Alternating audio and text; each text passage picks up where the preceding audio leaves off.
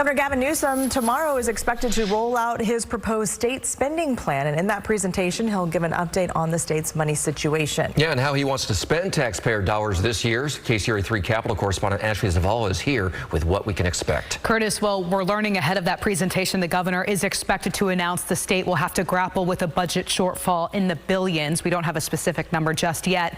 Now, he's expected to blame that and future budget uncertainty overall mostly on the Trump administration and tariffs. Now, ahead of his budget presentation, the governor and Attorney General Rob Bonta today asked a court to put a pause on those tariffs as the state's lawsuit against the Trump administration on that continues. They've been arguing the president overstepped his boundaries by putting broad tariffs in place without congressional approval.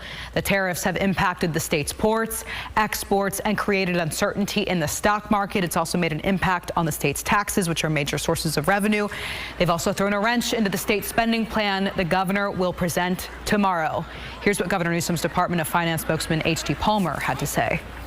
We can expect a fiscal environment that's much different than the one we had in January.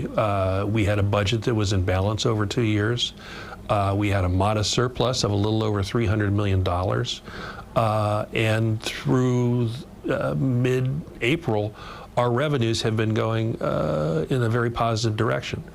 However, one of the things that we didn't build into our forecast in January that was looming on the horizon was the imposition of broad-based tariffs. We didn't know what they were going to be specifically, how much they were going to be, how broadly they were going to be hitting on countries around the world. So in January, we said, these are coming. It's a big risk to our forecast, so we should be cautious. Well, what's happened since January is those risks have become a reality. Now, meanwhile, Republicans are skeptical about the tariffs having that much of an impact already on the state's budget. Here's what Republican Assemblyman Carl DeMaio is looking for in the governor's presentation tomorrow. I want truth, and I also want sobriety.